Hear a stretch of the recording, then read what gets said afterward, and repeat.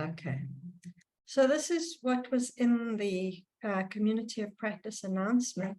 I'm just wondering if you can put in the chat what specifically you'd like. I like to focus on more of the principles and the orientation and the ethics.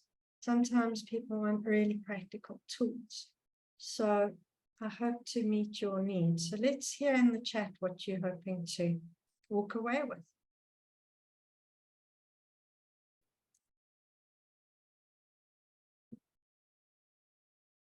The mistakes. I've got lots about that. Okay, let's hear what else. I'm not seeing much. Mistakes in our coaching, how to work with the Enneagram. What else? Be bold and demanding. Give me a challenge. Yes, adjusting depending on type. Definitely. Definitely. That's the thing.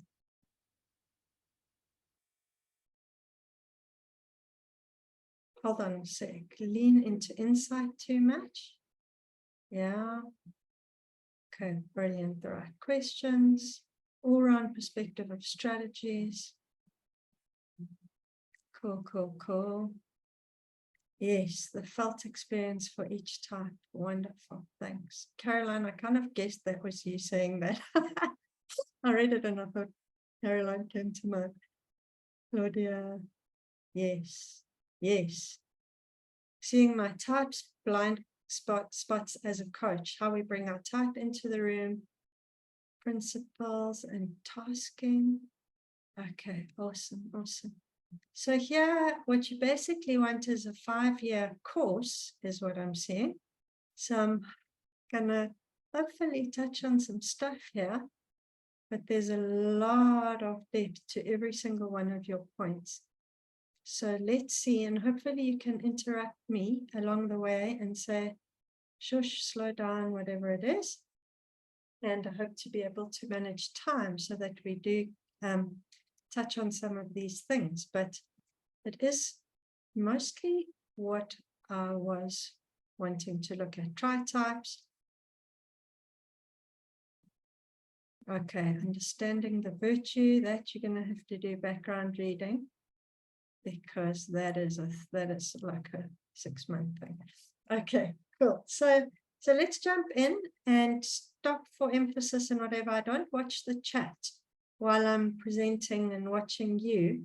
So if there's something, unmute and say stop or whatever, or raise your hand or do something else. Okay, just not the chat. Okay, cool. Let's go. Okay, so this was the plan. And luckily, my idea of what to do is not too far off what you were hoping to see. Let me just do this so I can find my way around. Okay, are you seeing nicely? Okay, cool. So just starting off, I want to give you an opportunity to do a little exercise for yourself. So these are Tom Condon's very witty suggestions per type. So find your own type and notice how it lands for you when you read this piece of homework.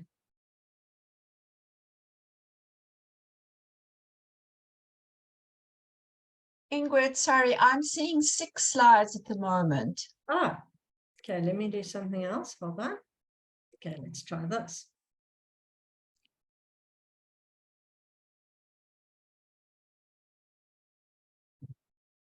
Okay, now what do you say? Is that good? You've got 1 slide, but then you've still got your others all at the bottom. Yeah, I like to be able to see because sometimes I don't. Okay. Cool. Okay, so there you go. This is the one that I wanted you to see. And so notice how your piece of homework from Tom Condon lands. Okay, now what I'm going to do is just note your reaction, which is the part that's like a bit of an eek factor. And I'm going to put you into breakout rooms so that you can have a chance to talk to your colleagues there about how that landed. So I'm going to try and get you into groups of 3. Let's see how this looks. And what you'll be able to do. Okay, let me try this again. Okay, so I'm going to give you 15 minutes. So you each have 5 minutes to talk about the thing that landed for you reading this and what it told you about your type. And try and talk about what happened in your mind, your heart, and your gut.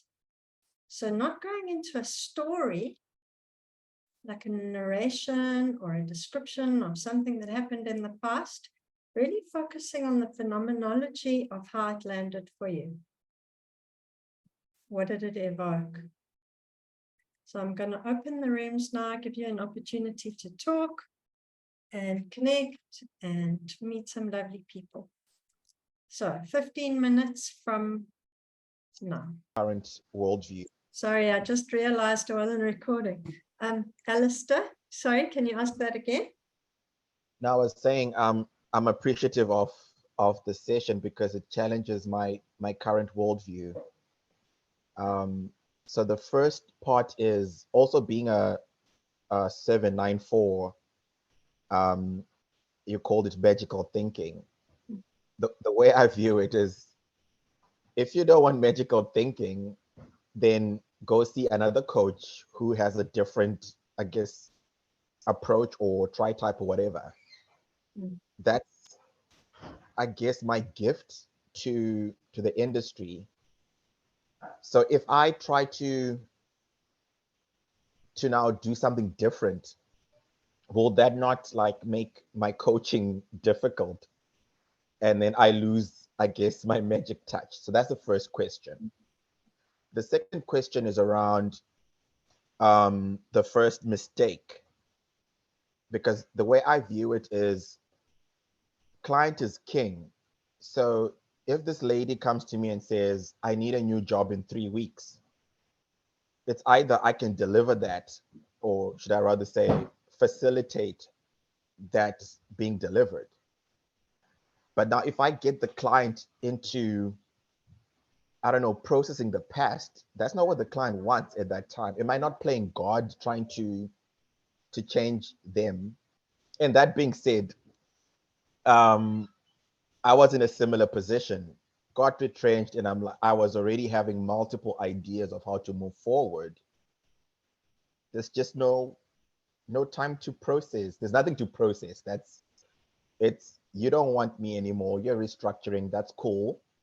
And the world's my oyster, right? So reframe options.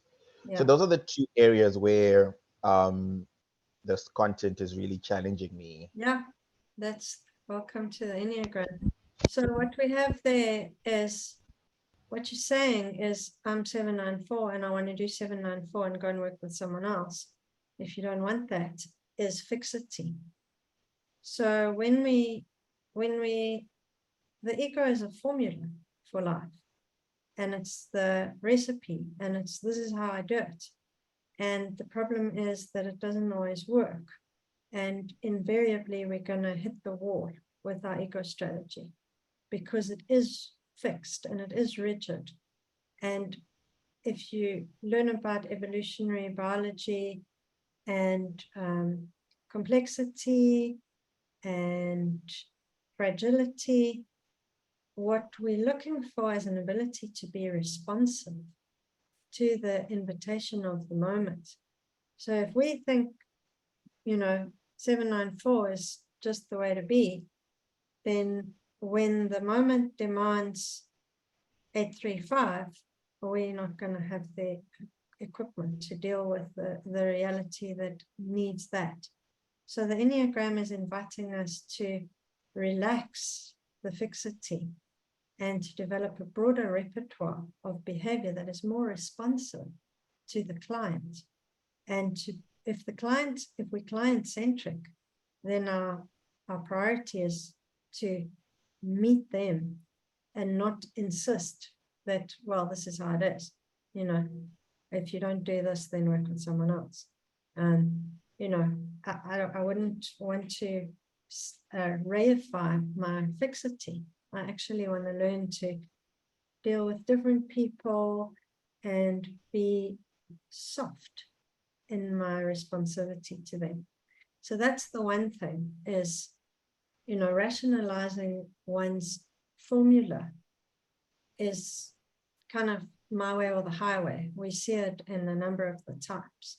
And, you know, it's kind of a defense mechanism as well for 7, is to just, you know, rationalize, oh, this is how I am, which is confrontation. And it is going to get you into trouble, because even your 794 clients, they're not going to get help if you both 794 in the whole time. You're going to be laughing and talking to the angels and doing all kinds of stuff. They're going to be stuck in their 794, and so are you.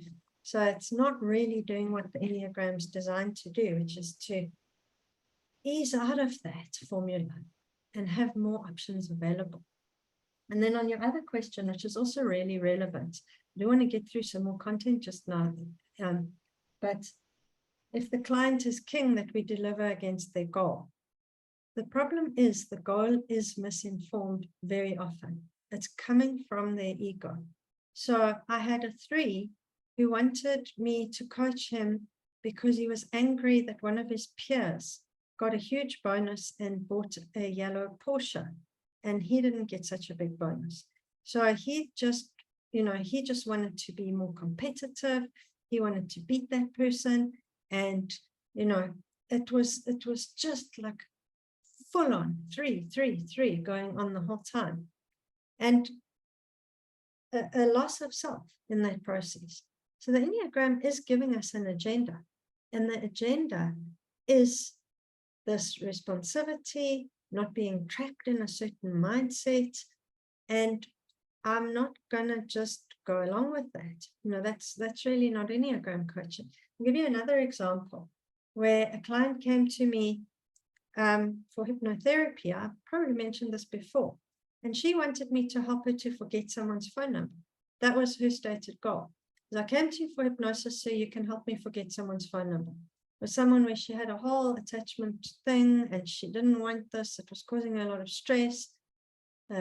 Someone married, and she had this mega crush on this dude, like very intense, you know, a lot of her type stuff playing out. And is that actually something we're going to do? What's driving this? What's the actual addiction about? Erasing someone's phone number from someone's brain is not going to work. If they're still addicted, they're going to find the number. They're going to go onto LinkedIn or Facebook or whatever. And then they're going to have a story afterwards of, I tried it, but it didn't work because this is just, this person is the one. And they really know that it's going to ruin their life. So how do you work with the addiction? That they've got something that in their wisdom and sobriety, they know very well that they do not want to mess up their marriage, and they do not want to have an affair with a married man. There's just the wisdom. That's what your gran would tell you, right? But this inner torment that she thinks is going to be resolved by a phone number. So that's what I would call a misinformed outcome, and a goal that is, you know, it's not at the right level. So when somebody has a superficial or outcome that is like a change in circumstance, we want to get beneath that to what state are they wanting to be in? What self-experience are they looking for? What are they hoping to feel? You know, like if I go and I say, yeah, I want to, you know, start a Zen ashram. That's the kind of thing I would come up with. And I want it to be in a tree house and, you know, a wise coach would say to me, what is underneath that picture for you? What are you hoping to gain? If you had that already, how would you feel? I would feel satisfied. Okay, and if you were satisfied already, how would you feel? I would feel fulfilled. And if you already felt fulfilled, how would you feel? I would feel calm and centered. And if you felt, so you see what I'm doing? This is a process called core transformation, where you start realizing the client is actually looking for their essence quality. They're looking for their virtue. They're looking for the ease of being of their core, authentic, spiritual, grounded self. But their ego thinks they're going to get that by doing something else. So the ego is a fix. It's looking in the wrong place for the thing that we really want. So now when I work with the type, I say, okay, when have you felt this before? And they'll say something, and you'll notice their voice change. You'll notice their body language change. You'll notice their whole trance starting to drop. And then you're like, okay, so what is that like for you when you're there? And being able to experience that state more often. And then what does that state want? So if I calm down and I'm really present, then I don't want to start a Zen ashram in a treehouse. I'm quite happy living in this boring suburb and making some lunch and talking to my cat and, doing some work on a piece of writing that I want to do. So the whole thing just settles down. The whole ego just relaxes. So that's what I mean by not supporting a misinformed outcome. And we can feel it. We can feel when somebody just wants to do more of their type and they think their type is the answer. And it's easy to get caught up in that. So if you're present to yourself, then it's much less likely that you're going to get caught up in the client's strategy. Like I often have twos come in, and the agenda is to change their partner. They want to talk about their partner the whole time and how that partner needs to change and the issues the partner is causing and their personality problems and how, they lack self-awareness and blah, blah, blah, blah. And if I could just get them to see that Enneagram 1 thing or that Enneagram 5 thing that they're doing where they just isolate themselves and, they're totally busy with the other person. And there's that story going on and it's easy to get hooked into that story where you start talking about that stuff. And then you're just in their movie, in their ego movie. Whereas the actual path out of that is taking all the expectations and the tentacles and out of focus and bringing some of that mind to what am I actually feeling? And that's the two has to reclaim their mind because their mind is hijacked by their expectations. So the pathway for two is to reclaim their awareness for themselves and to not put false valuation on other people's reactions or how they are, how they treat me, or how they speak to me. They're like, no, holy freedom for two is when I don't expect anything. I'm just doing me, I'm being me, I'm full of love from this holy origin wellspring at 4. I feel presence, I feel an abundance of love just coming out of me. And I'm still giving and I'm still generous, but there's no invoice. There's no, I'm waiting for you to do this or that, and I'm trying to manipulate you to be a different person. There's a release of all of that. But if you get caught up in talking about their partner and this person who doesn't appreciate them, and they spend the session with you, and you just create a space where you say, yeah, that's terrible, and you validate their complaints, you're getting nowhere, absolutely nowhere. So these are examples of where, yes, the client's king, but their ego fixation is not the king. Does that make sense, Alistair? Yeah, it does. Thank you. Okay. I like how you reframed it, and those deep coaching questions, something to rewatch on the recording. Yeah, and there's some beautiful modalities. If you want to look up core transformation, there's a woman called Connie Ray Andreas. Just write the word down, core transformation, and there are lots of videos on YouTube where she does this demo. If you already had that, how would you feel? If you already had that. And it's actually a remarkable process. It's very beautiful. So it's a kind of a relative of NLP. So I like these kind of modalities where you're working in the present moment. What's happening here? We're not talking about this and that and the Enneagram and whatever. What's happening here with me and you? How are you feeling? What's going on? And not even asking those kind of questions. That's what I'm thinking. Is, are we together? Do we have rapport? Am I attuned? Okay, so we've only got half an hour. So I want to quickly look at the other mistake, which is this.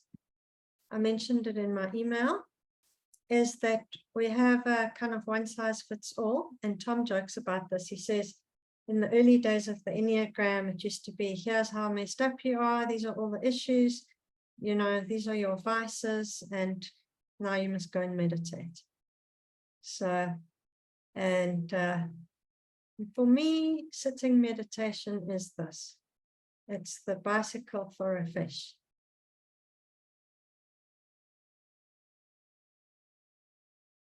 What works for some people does not work for other people. And when I say in some cases backfire, if you're not trauma informed and you start mindfulness or Vipassana, a person can have all kinds of flashbacks and dysregulation and really, really end up in trouble. There are quite a lot of medical articles that I read about hospitalization for people that were doing meditation and mindfulness and who'd gone, like, say, on a Buddhist retreat, and because of the nature of their trauma, they couldn't cope with it. And, you know, literally being hospitalized for terrible dysregulation and panic. So to think that our thing is going to work for other people, it's really a misunderstanding. We're getting to know different types and what works for them. So now here, I think I've just put down some of the things that we're over-reliant on. And the first one that I think is the biggest thing is holding up the dark mirror.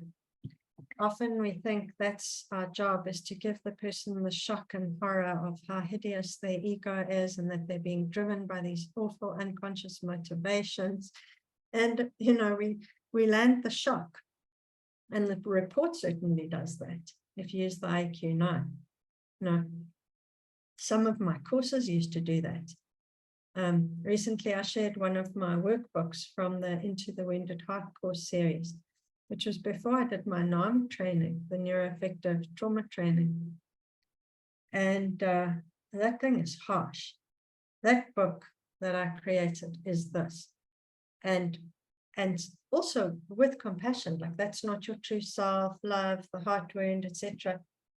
But there are different ways of helping people to disidentify from the ego and to disidentify from those patterns. Rather than saying this is you and what you do, being able to experience a different self and notice the difference between this is when I'm in my type trance and this is when I'm not. And that's actually not me. So being able to, you know, a different approach to landing how the ego is a constriction. And then, so there we are in the room with our client, and hopefully we have just the compassion and the love, and we're bringing that anyway. And that's a big thing that we can rely on, is our presence and our heartfulness. I don't think we'd be doing this work if we didn't have a deep sense of what it means to be human. And then the things we try and rely on, so the arch cringe vomit effect, the dark mirror, the wake-up call, the smashing through a client's defenses. It's another one that I see people doing. Like, I just can't get through to this person. Like, and that's a whole thing in itself. I did a talk a little while ago on working with client resistance. Clients got those defenses because they needed them really badly, and they've needed them and they've worked for them. And that's where we think we got, is if we think we're going to mess with the client's defensive strategy.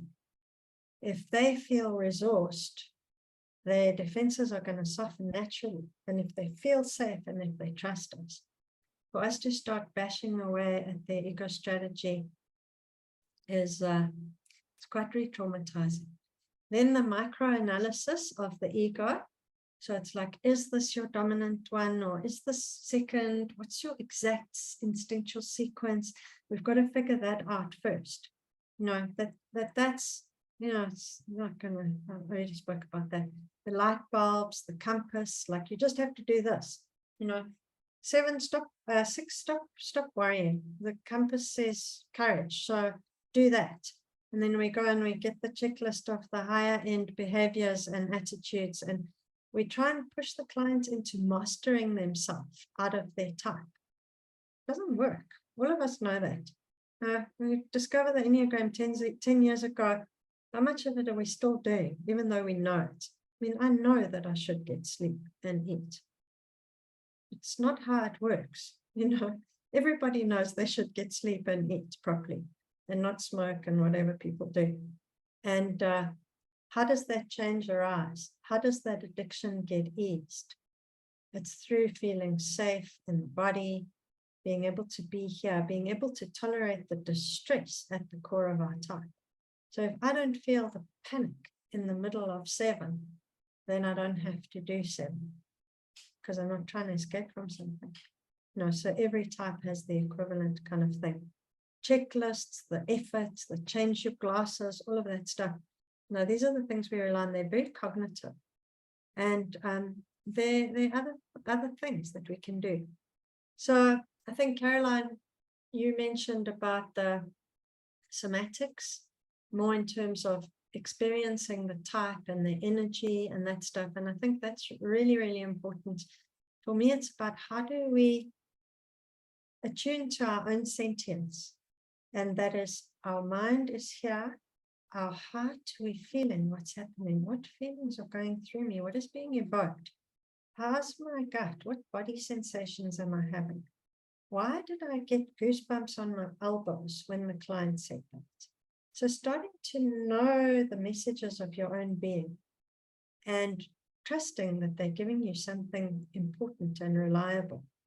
And that some of it might be your triggers and some of it might be a genuine intelligence. And over time, we start learning to tell the difference as we heal. Then, I can tell the difference between self-comparison and sadness or whatever. But it's a process of refining one's experience with the client and one's awareness of what is this? What's going on with me? So that's on the reading side. And then these are some of the modalities. So I like process modalities that are in the here and now, that something shifts now. That, okay, how are your feet right now? Where is your breathing? When you said that, there was a bit of tension in your voice. What was that? So exploring the real-time things, the details of the now with the client in a way that opens up new possibility for them. And also just they have an experience of somebody engaging with them in a way that they've probably never had. That's really sensitively holding as much as possible, as much as within my capacity, unshaming. And then the neuroscience stuff around the co-regulation, polyvagal stuff, helping the client to self-regulate in their nervous system. And what we're really doing there, Bessel van der Kolk speaks about trying to retrain the amygdala to know that not everything is a danger signal. So there are all kinds of modalities in all of these. And the Enneagram doesn't teach us this stuff. Tom works with NLP and Ericksonian hypnosis, which is conversational. It's completely remarkable to experience his work. I can incredibly highly recommend going to see him, having a few sessions even, just to experience it. I mean, it doesn't work for everybody, but some people it definitely will. Then we've got the cognitive strategies, which are more about testing one's beliefs. Is it really true that everyone thinks I'm useless? Oh, maybe not. Reality testing, so that would be more like acceptance and commitment therapy, cognitive behavior. It's more top down. And our society is very conditioned to be cognitive. So we know this stuff mainly, and a lot of our coaching training is about mindset and beliefs and that kind of thing. And, it's not my preference to work in that zone, just because I've experienced a lot of it. It didn't really help me. And that same point again, you can read 800 books about the Enneagram, but how is your inner experience when you're triggered? And we want to have some ways of holding our experience in new ways, being with it. And so, yeah, I don't find these ones very helpful, but I know some of you probably have experienced them in a very helpful way. Also depends on the quality of the presence of the therapist. And then we've got all the meaning and identity oriented things. So things that are more to do with my story as a human being, the fact that I've carried trauma and I've never been able to speak about it to anyone.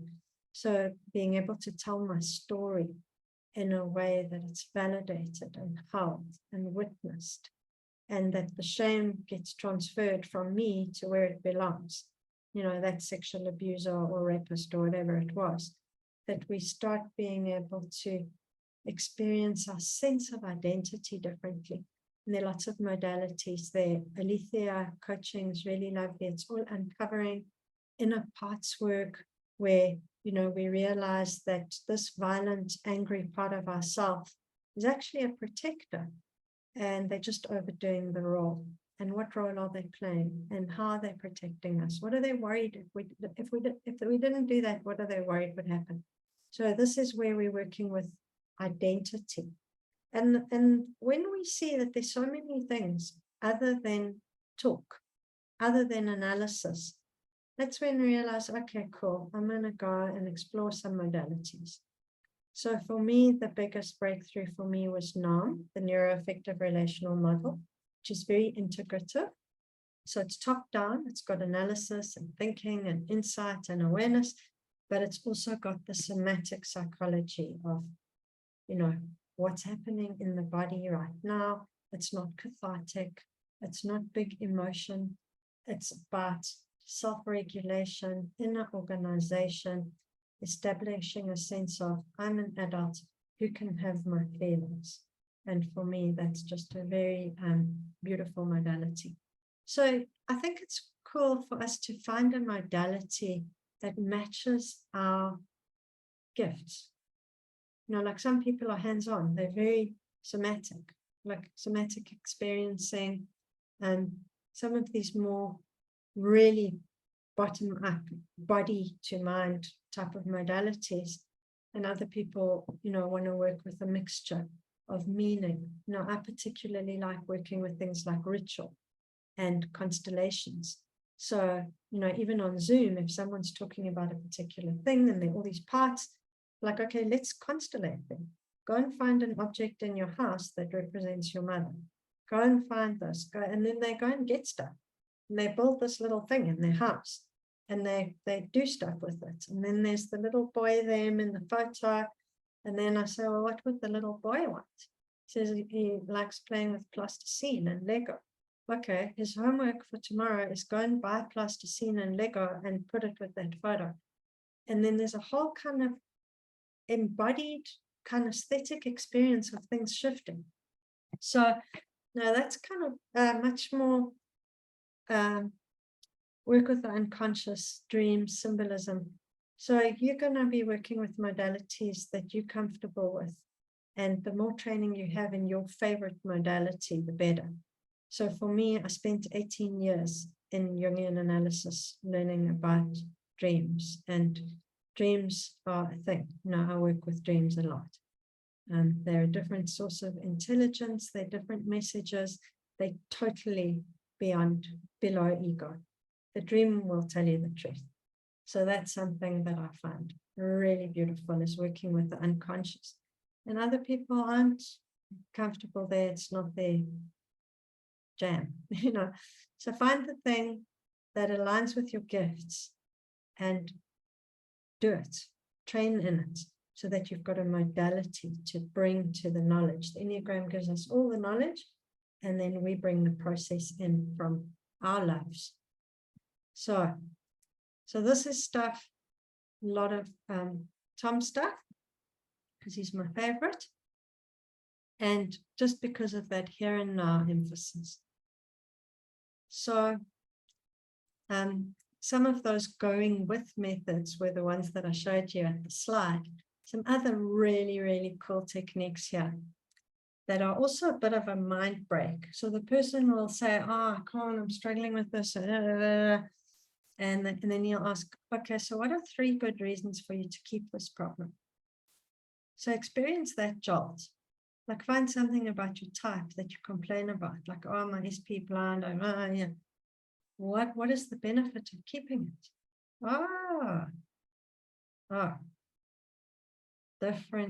Different encounter with type. And then the 3 positive intentions. So it's a very similar question. So what is your 8 really trying to achieve? What is your 5 trying to achieve? How is it helping you? So it's similar to inner parts. So this part of you that isolates, this part of you that self-undercuts, this part of you that self-compares, how is it trying to help you? What is it trying to do for you? And then things like, writing a letter to that part and getting it to write a letter to you. These are incredibly powerful techniques that are more generic. And one of the things that Tom does as well, which is really, really throwing a spanner in the ego strategy, is instead of seeing type as innate, like I am a 9 and this is what I do and this is my existential condition and, feeling like this is me, to reinforcing agency, which means getting the type to recognize that they're doing it to themselves. 6s are scaring themselves. 9s are nining themselves. It's part of the anti-self actions. It's self-deletion, it's self-forgetting, it's self-whatever we do. No, anti-self actions are in Sandra Maitre's one book. They're brilliant. So what he does is you say, oh, and then, I just get so anxious and no, I don't know what to do. And he says, okay, can you stop for a moment? Can you teach me how to do that? What? He says, okay, when do you know how to start doing it? When do you know how to start being intimidated by your boss? Oh, okay, when I hear them, walk in. Okay, then how do you do it? How do you get intimidated? What do you do in your body? What images do you bring to mind? And then you'll get to understanding, oh, I give them all my power. I start fawning. I start feeling like I'm irrelevant. And you start realizing they've deployed this whole strategy in order to mitigate danger and in the hope of avoiding getting into trouble. So this thing, can you teach me how to do the thing that the person complains about? Like, can you teach me, for me, it would be, can you teach me how to forget to eat for the whole day? Can you teach me how to get stuck on Facebook for 4 hours? Can you teach me how to forget what day of the week it is? That would be the way of like jolting out of this thing of, I can't do anything about this. This is just how it is and I'm helpless. So that's quite a powerful strategy. And I don't have a lot of time, so I just this was my last slide. So these are some of the generic things to do. So contrasting states.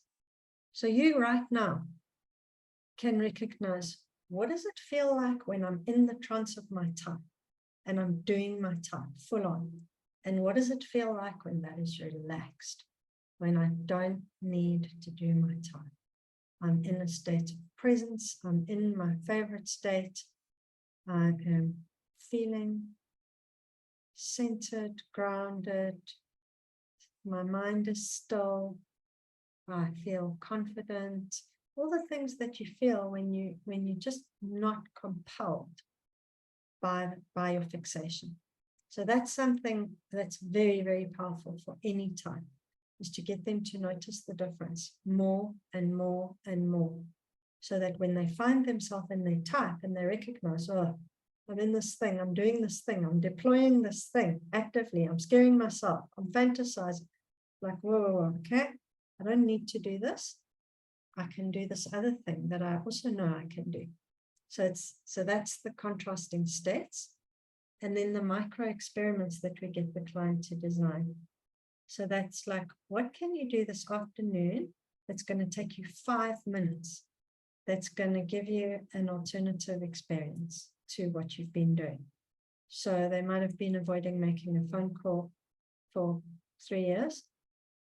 And say, what could you do in this situation now? And they say, I can send an email or a WhatsApp, or whatever it is that they feel is possible. The very important thing is that it's not out of their comfort zone for the beginning. It has to be slightly towards the edge of their comfort zone, but not too much. Because if you give them a micro experiment that's not a micro experiment, that's a bit big, like saying a big no as a 2, for example, they can't do it. And if they do it, there's going to be such a backlash of shame. Because when we go against our ego strategy, we're doing something that was dangerous for us in childhood. So you've got to be very sensitive to not pushing your clients. And also, if they fail, then they're going to feel worse. You want to set them up for incremental successes. If they realize, oh, I said no, and that was fine. So how is the first time as a 2 that they're going to say no in a way that things aren't going to collapse and they aren't going to be flooded with shame? So it might be someone in another department somewhere asking them to do something at an inconvenient time, and then just being able to send an email saying, no, I'm chasing some deadlines, I can meet with you next week, instead of working all night. So that was an example the client gave me the other day. But then I said, are you sure that's doable? What does it feel like when you say that? She says, I feel a little bit nervous, but I can do it. I did something similar a few weeks ago. Okay, how did you feel when you did it? Oh, I felt so relieved. Okay, so you already did it. So let's try a mini repeat of that thing that made you feel relieved. Okay, cool. So it's tiny, tiny, tiny little things. So for the instincts or for the time. So you can have a look here at the things that I've put here for the different types. And then we've only got about 8 minutes left. I want to stay for a bit longer so we can have a discussion about this, if you want to, those of you who can stay. So let's talk about ourselves, our clients, how these things land, what you're taking away from today. If you do have to go soon, it would be great if you can just put some feedback in the chat of anything that's landing for you. I'm just going to scan the chat quickly to see what I've missed out on. Oh, thanks, Fiona. Ciao. Oh, Fiona went to read.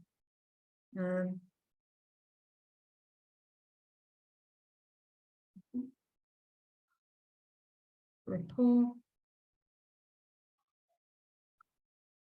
The tri-types is going to be noticing what's happening. So you don't have to work with the whole tri-type all the time, but you start to notice how certain aspects of the type are in service of other aspects. Like if you've got say a 2, 5, 8 from a tri-type perspective. First thing, triple rejection. That's going to tell you something. If they're a 2, they're going to be doing it in one of 3 ways, so social, sexual, or self-praise. And then you're going to know that self-praise 5 and the self-praise 8 are also happening. It's a self-praise 2. And then you see that if they're doing a service thing, that they're using their 5 to do the 2. Or if you have, say, a 2, 7, 9, the 2 does the 7 to be the entertaining person and to be, making people feel good in a different way to how a 269 would. So you start noticing, and it's just pattern recognition with experience, not something, I mean, you can listen to all Catherine Forbes videos and read the book, great, but it has to eventually become experiential through just noticing, what are the clients talking about? You know, figuring out their core struggle. And sometimes working with their 8, sometimes working with their 2, and just noticing how these things play out. So, yeah, Anna, your hands up. Yeah, I do have to leave at the top of the hour, and I wanted to ask a question. Yeah. It's about the mistake 2, insight versus experience. And it might just be that we have different conceptions of the word, but I'm almost wondering if, like, for me, it's theory. Like, if you throw a bunch of theory at a client, it's going to stay at an intellectual level. But there have been times when I've been coached, like, to me, insight means seeing through an illusion we've been holding on to. And sometimes a coach, and it's very cognitive, will say, you're making a thought error here. And it's like the illusion gets cut through, and then I can't go back to that illusion anymore because it's been punctured. And so insight has its place, but I think theorizing, throwing a bunch of theory, is where you lose the client. Thank you. Yeah, that's a helpful distinction. And I think it's easy for us to make the mistake that we're delivering insight by delivering theory. It's not what's going on often. You know, we think that because we give some brilliant Enneagram gem, that's going to happen for the client, the insight, the puncturing of the illusion. And sometimes, I mean, majority of the time, I'd say that's not really true. No, it's like, oh, that's an interesting idea, but it doesn't kind of go in, and puncturing doesn't happen. So that's a helpful distinction. I think it's theory, it's thinking, it's analyzing, anything that's about more head stuff as opposed to here I am. And I think the hallmark is, can I go back to that or can I not? Like when an illusion is shattered, then we usually don't try and patch it up, you know. So yeah, if the facilitation of insight is done in a way that it's really at the pace and in the like titrated content in a way, or interpretation. I mean, I really try and stay away from interpretation, but occasionally, you know, is like I'll have a client and they'll say, I'm sorry, I'm so sorry, I'm sorry, I'm sorry. Like within the first 10 minutes of the session, they already said sorry 8 times.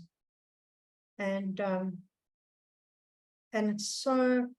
it's like a tip track of sorries. And I might say something about that, you know. I might say, wow, I counted how many times you said sorry. And then they say, oh, I'm sorry. And then it becomes a joke, you know. So sometimes it's being playful about it, that the insight kind of springs out. And I think, yeah, your distinction is, it's very helpful. So yeah, insights is amazing, but filling your head up, like in that other slide I showed this, that's not insight. Insight, I would say, is characterized by that experience of, well, I've been making myself scared or whatever, you know, that there's some kind of agency in it as well. Is there anything else you want to say about that, Anna? No, I think that's right. What you said, that like true insight, it goes in, it lands. Theory stays in there. Yes, yes.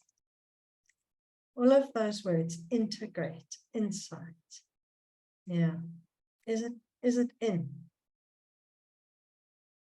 And just being aware that some types will take you down the analysis garden path. And just noticing when you're doing it, and you got me there. You took me, yeah.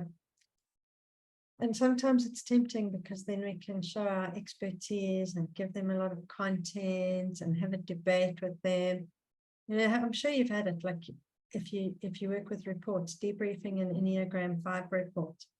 I noticed after like my first time, 5 to 10 times that I debriefed 5s, they managed to lure me in to talking about the history of the Enneagram and is it empirically valid and They managed to trick me into not talking about their inner life. And that's what people do to us.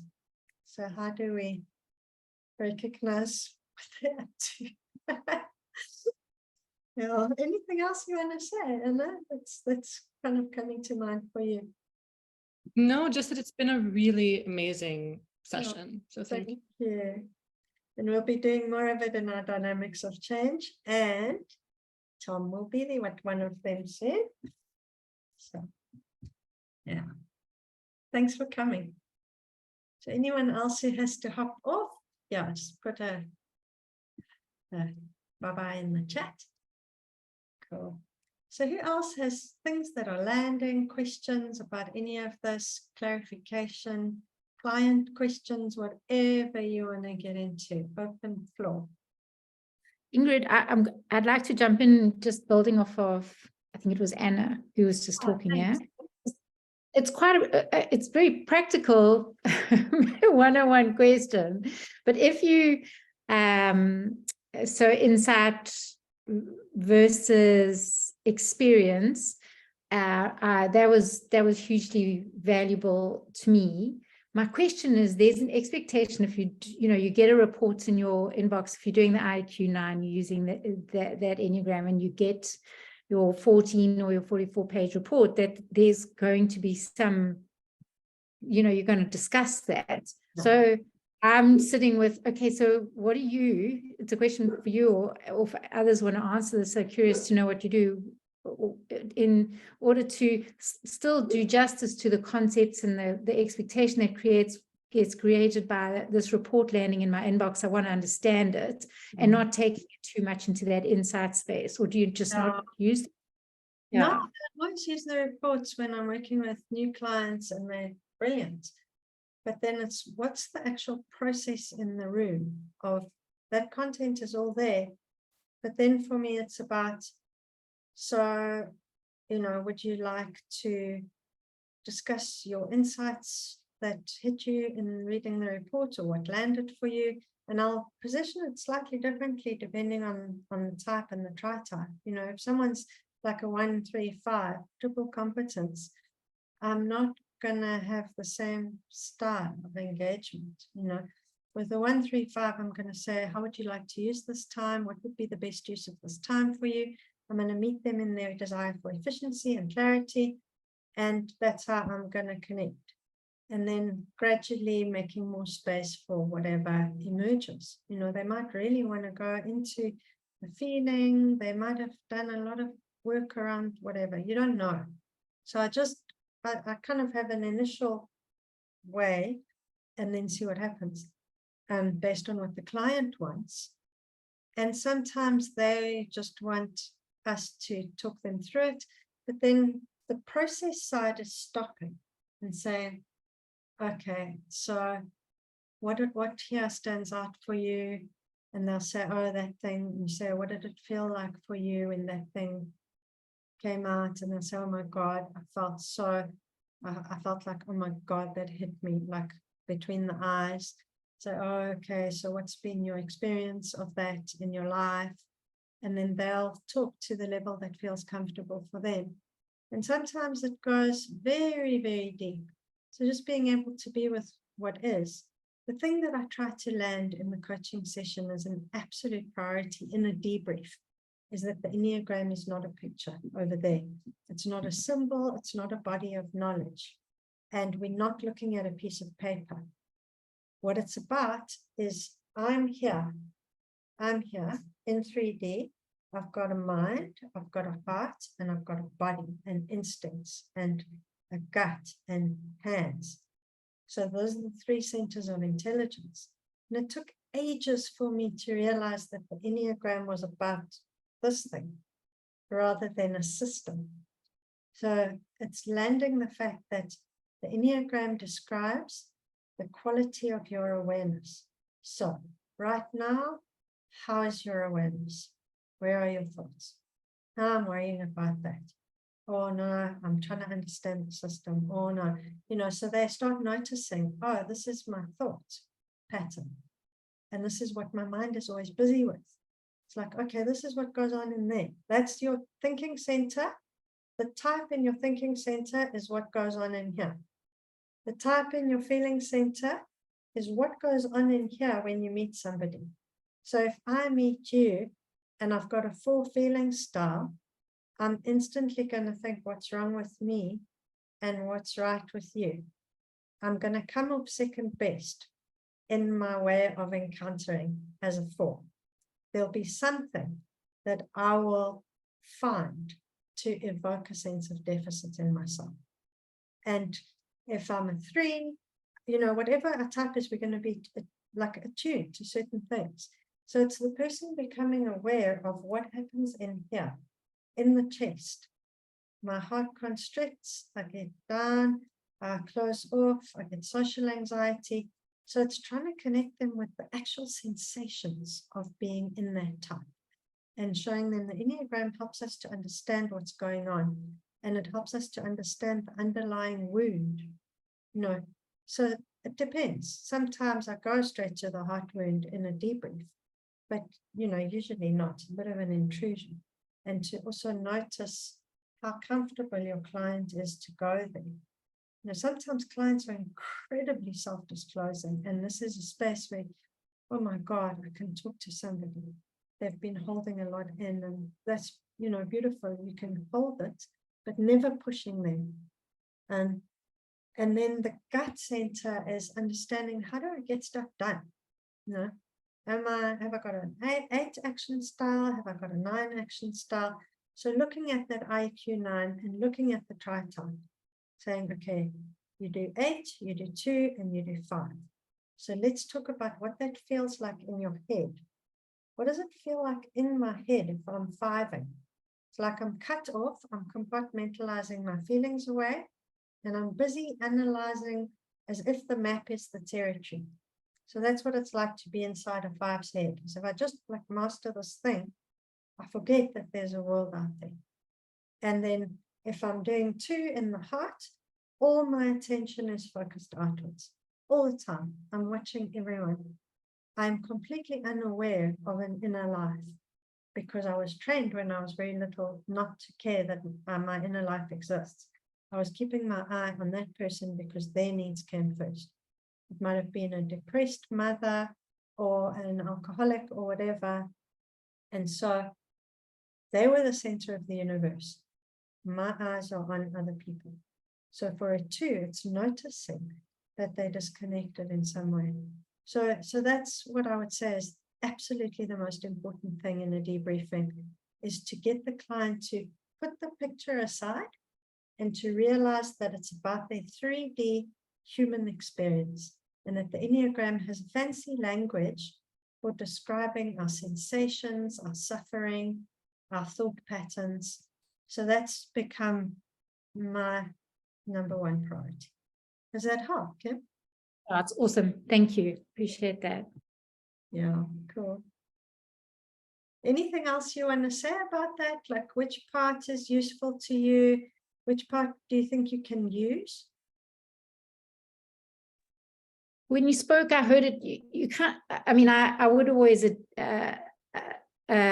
take or consider what modality will work for a client, whether it might be you're walking and debriefing, or it's storytelling, or it is a bit more theoretical. I would cater for that. So that resonates. I like when you're cycling between you sharing insight, because there's a curiosity. You have a tool. To me, this is an extremely powerful tool, and I like for a client to understand the tool and the concept. So I like to bring the jargon in. But so when you were talking about it right at the beginning, I was like, oh, too much insight, too much theorizing. But when you talk through it now, you're flipping between just checking in. It's like a cycling back and forth and noticing. You can see when somebody's into their feeling center or their gut. So just reading that, but just sort of with your questioning, bringing people into their body, connecting into their feeling, connecting into the sensation, etc. That's what landed for me through the sense of intelligence. I appreciated that. Just notice then. I mean, you would notice then if you start talking about assertive compliance, like where are they? Like, is that landing for them? Are they smiling? Are they laughing? You know, and sometimes it's lovely for people, you know, like I was coaching a self-prayer 692 the other day. And you know, just knowing that 692 is triple people orientation. So, you know, if you arrive in the coaching room and you know someone's a self-prayer 692, self-prayers, their strategy is about warmth. That's their nickname for self-prayer 6. I mean, self-prayer 6. So, you know, arrive with warmth, sensitivity. You're not going to do your 1, 3, 5 thing of like, okay, cool, let's get through this thing. How much time do you have? With the self-prayer 692, it's like, how things going with you? Where are you right now? And it turns out she traveled to be at her grandfather's funeral, which was that afternoon. And probably because of the 6 and the 2, the compliance thing, she felt like she had to do the session. She couldn't cancel it. So it was like, how do I be with her in that place and not try and Enneagram her when actually, you know, how is this debriefing going to support her where she's at? So we did get into Enneagram stuff, but first, just validating the person, you know, that for me is quite important. I don't know, I'm going off on a bit of a tangent here. Kim, am I even still on the same planet as you? For me, you are. Sorry if my dog's barking. Yeah, it is a lot of it. What's coming through in my questions is my type, how I show up, my expectations of myself, my ego in the, you know, how seductive it is to feel knowledgeable and you've got all these insights. So I'm very conscious of how I show up because it's quite jargony. The Enneagram, it's like, well, you know, this person, you know, does create that a power dynamic, which I'm uncomfortable with. So my questions are a bit also, how does one navigate that? Where you watching how you Enneagram yourself, or you show up as your type comes through and influences the process or the experience not in a useful way. So it's very, but that's also what's behind. I think how I see my role, how I notice my behavior, how I adapt when I think something's not going well, how do I pull rank, you know, all of that.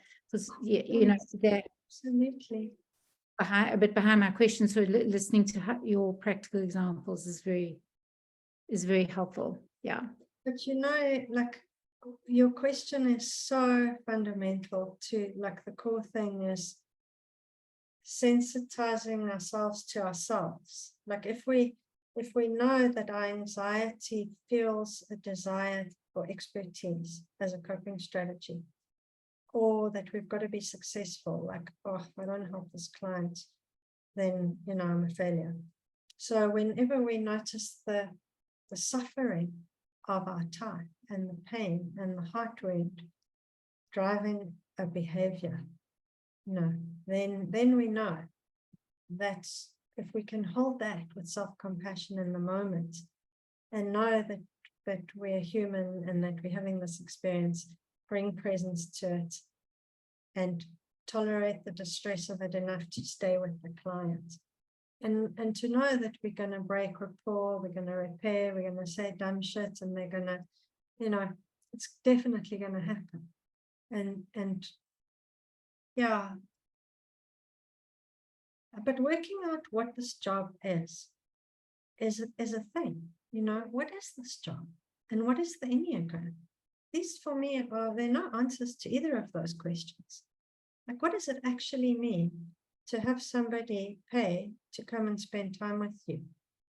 And what is your expertise? And what are you actually doing? So for me, this question of changing state rather than goals has been very valuable to me, is I want my clients to have a different experience of themselves. That's fundamentally what I'm doing. And then what leads to that? My presence, interventions, techniques, tools. So constantly expanding one's set of techniques and tools in the interests of an experiential change for the client of being themselves. So 5 years ago, what was it like to be me? What is it like to be me now? In terms of my connection with my body, my ability to relate to people, my relationship with my own feelings. So that's kind of if I place my focus on that, then I find I don't worry so much about myself and whether I'm doing a good job or not, because I'm tuned to that. Like, what's happening now for that person? Did I break rapport? Did that thing land? You know, sometimes you're debriefing and you have the intuition to say something and the client just starts laughing. You say, something landed for you there. And that moment of noticing the laugh and say, something landed for you there. What was that? What was that smile? And that changes the field. You know, then the debrief turns into a moment of connection and unshaming, which is, you know, probably at least as valuable as the content.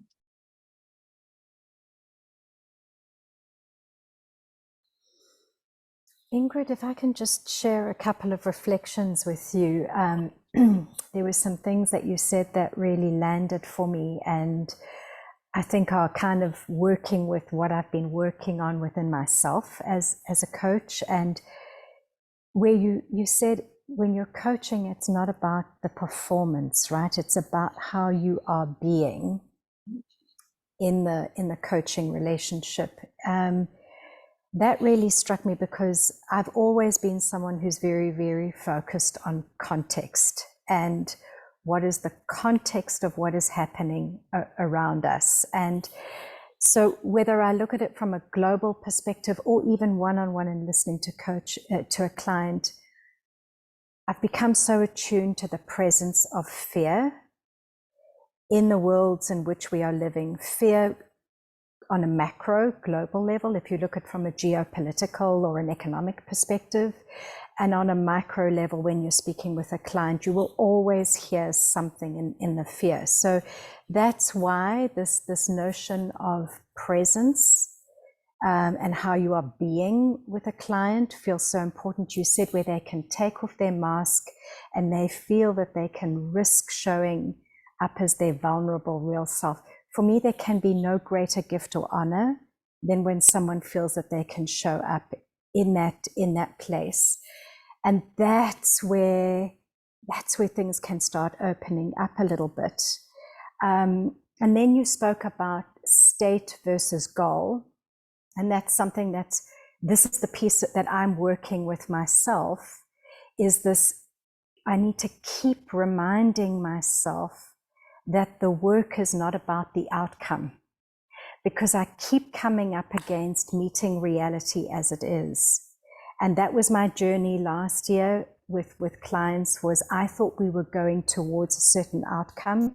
And then in the coaching session, I would meet reality as it is. And I had to start appreciating that that's where the learning is. And that's where I need to be with the client, is with reality as it is, not where we thought we were going to. So taking the pressure of performance off them and off myself. So there was a piece in there that I could start trusting myself and being lighter with myself, that just by being present, I was giving enough. Yeah. I didn't have to reach the outcome. Like that's a huge thing for me, is it's just being present and being truly connected with them. That's enough. Also, Even if we don't make a big outcome, even if I make a mistake, we can laugh, we can be light. It's enough. And so for me, I think where I'm going to is this starting to think about not the outcome and about the success, but about coaching as a place where you can practice connecting more with your whole self, and therefore having greater capacity to make progress, to Yep. create or get towards your outcome. But you may or may not get there in the coaching engagement. It may or may not happen because I'm committed to meeting reality as it is. But can I work enough with you that you can access more of that capacity? Yeah, 100%. Yeah, 100%. And there are threads in what you're saying that are just so worthwhile. This capacity for me is about the capacity to tolerate distress. Yeah. And if we're providing a space where someone can have a different experience, like the island of sanity, a sanctuary, Jung spoke about a temenos, like a sacred space in which someone can have a different experience of themselves and realize that it's possible. And that the experience they're having with, oh wow, I can be myself with you and you didn't judge me. Then maybe I can take a little drop of that feeling of I'm okay into my meeting. And maybe I'm okay. Maybe I am okay. What? So the room is, when you say context, you're aware of context and you're a place. Those are both place metaphors, or, Yes. not a place. You are a different place. Someone's in an abusive relationship where they're being broken down and gaslit day after day. They arrive in your room and you're not gaslighting them. When they say, oh, I'm just stupid and I'm unstable and I lost it because of whatever, then you say, okay, well, let's talk about what you were feeling. What were you really feeling? Oh, okay, like validating them, and they experience what it's like not to be shamed and gaslit and told they're useless, and suddenly, wow, this is different, and it's possible to connect with someone who actually listens to me. I came here to have I have the coach tell me what's wrong with me, and someone's not telling me what's wrong with me. Oh, maybe there isn't something wrong with you. So things happen in that space. It's very beautiful. And that's like one of Tom's things is hilarious as well. You're like, okay, just tell me what is wrong with me. I've been trying to find out what's wrong with me for such a long time. And it might be this, it might be that. It's like, no, you've got SWI. It's pretty apparent to me that it's SWI. Like, what the hell is that? I've read the DSM-5 and he's like, something wrong inside. So many things he does, like you're going and he just says, this is just because you're a bad person. It's like the whole thing just blows up. All the Enneagram 1ing stuff, it's totally unexpected left field stuff that breaks the trance. And if someone's having a real-time experience where you're treating them as though they're okay, then they're going to start feeling it. So I love that.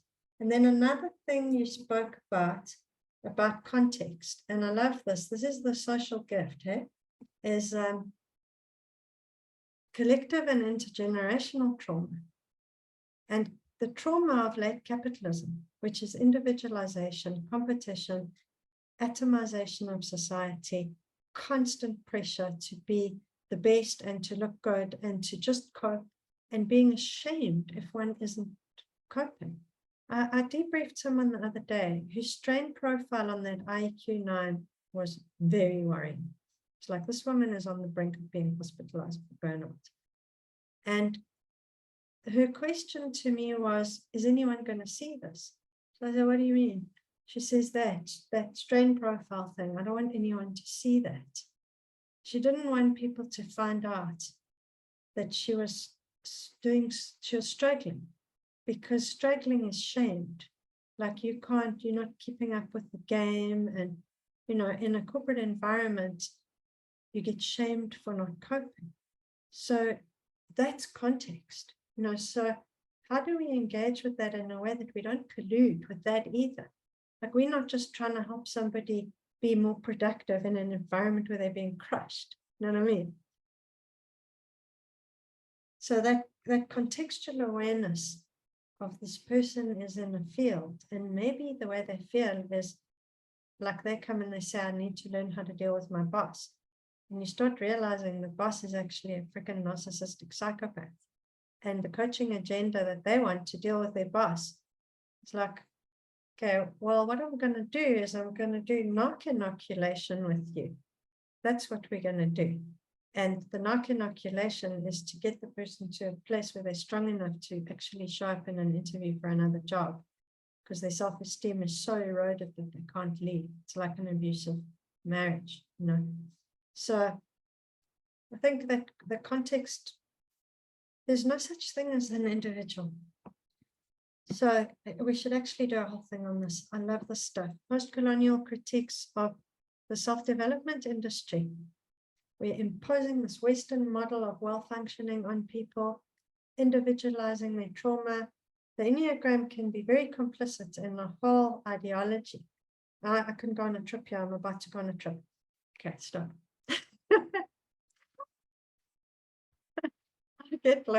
I get into this zeal, emancipatory.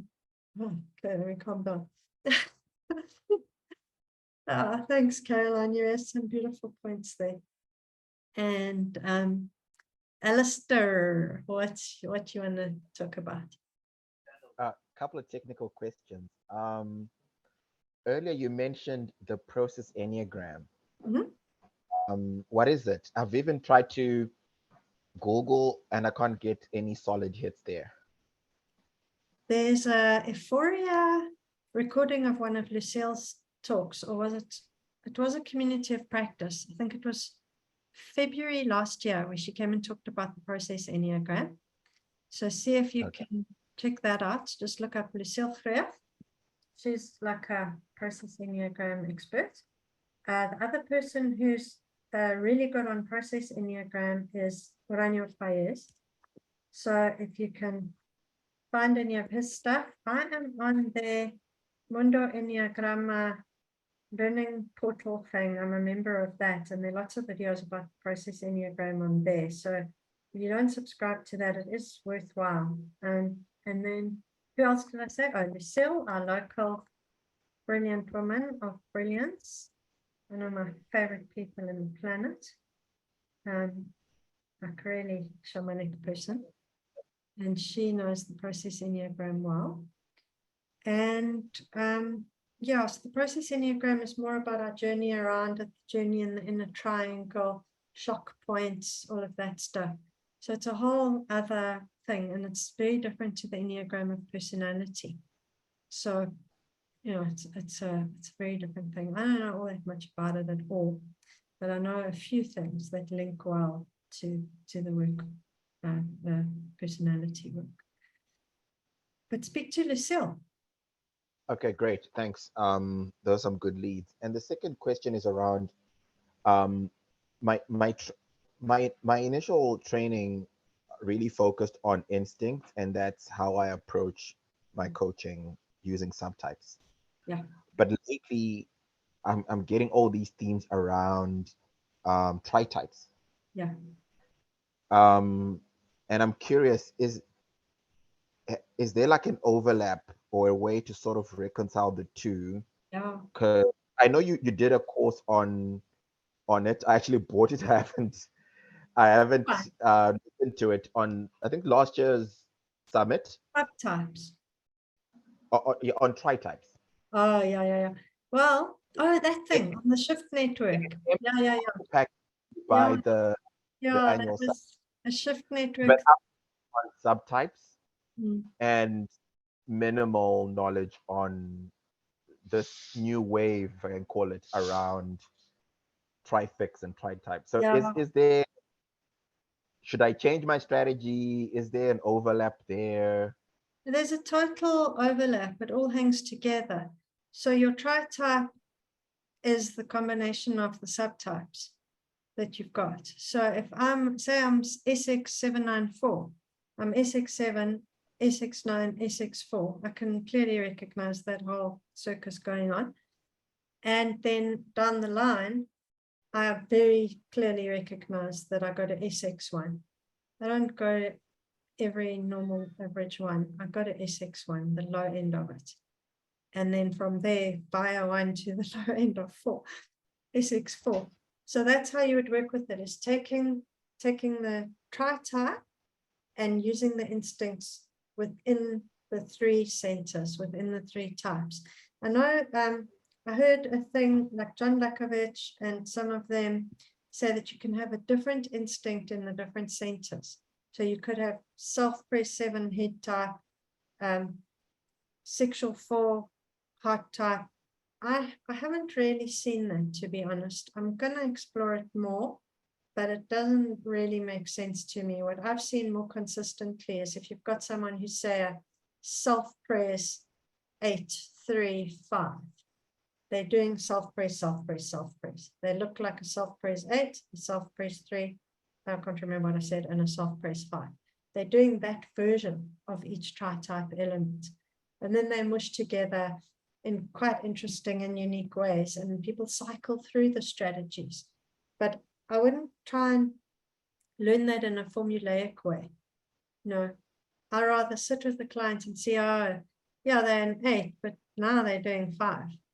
You know, and like seeing like what's going on, what are they doing, what are they deploying, what are the defenses, what are they evoking in me, you know? So does that help? Yeah, I think it